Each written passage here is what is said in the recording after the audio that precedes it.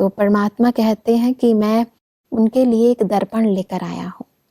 तो उसके बारे में परमात्मा कहते हैं कि इस दर्पण में परमात्मा क्या देख रहे हैं। परमात्मा 3 बातें देख रहे हैं। एक है स्वभाव समर्पण, दूसरा है देह अभिमान का समर्पण और तीसरा संबंधों का समर्पण। देह अर्थात कर्म इंद्रियों के लगाव का समर्पण 3 चीजें दर्पण में देख रहे हैं। जब स्वभाव समर्पण होगा तब संपूर्ण मूर्त का साक्षात्कार होगा। सब इन तीनों का अर्थ है, हम चाहेंगे कि आप थोड़ा सा स्पष्ट करें। स्वभाव समर्पण, देह अभिमान समर्पण और संबंध समर्पण।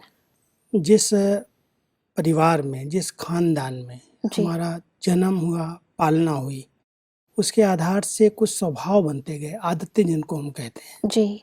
वो आदतें अगर पिछली चलती आती हैं जी। तो समर्पित जीवन में जब हम ब्रह्मा कुमार ब्रह्मा कुमारी बनते हैं, ईश्वरीय सेवा में लगते हैं जी, तो वो आदतें रुकावट डालती हैं। हाँ जी। उन पुरानी आदतों को समर्पित करना, परमात्मा के आगे अर्पित कर देना, क्योंकि पिछले जन्म की हो गई, अभी हम उस जीवन से नए जीवन में आ गए।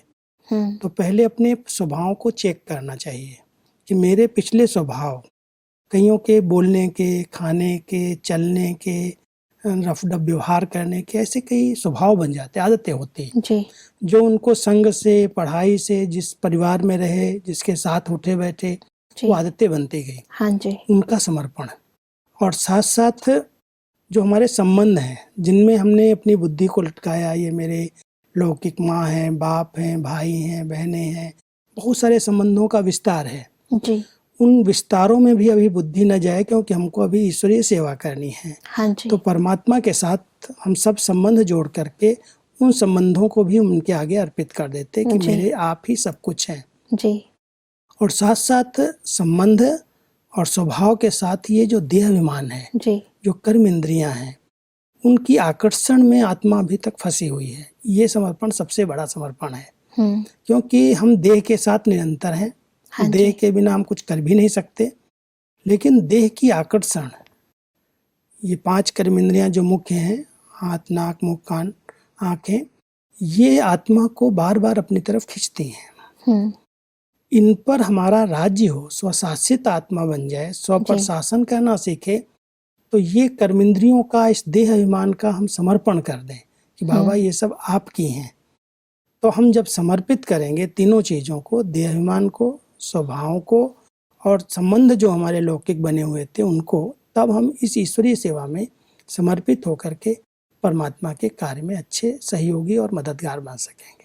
भाई साहब, इससे संबंधित कई बार लोगों के प्रश्न होते हैं कि हम संबंधों का जब समर्पण करते हैं तो क्या कोई अगर परमात्मा के प्रति अपने जीवन को समर्पित करता है तो क्या उसका लौकिक के साथ व्यवहार नहीं रहता या कट ऑफ हो जाता है? नहीं, व्यवहार रखना अलग चीज़ है, लेकिन लगाव झुकाव रखना अलग चीज़ है। जी। व्यवहार है, कभी कोई ज़रूरत है, कोई बीमार है, कोई को आवश्यकता है, जाते हैं, मदद करते हैं जी। लेकिन उनके साथ इतना अटैच नहीं रहें जो बार बार वो खींचें। संबंध खींचते हैं, कोई छोटी भी बात होगी फट से एक दूसरे को सुनाएंगे, बात करेंगे, बुलाएंगे।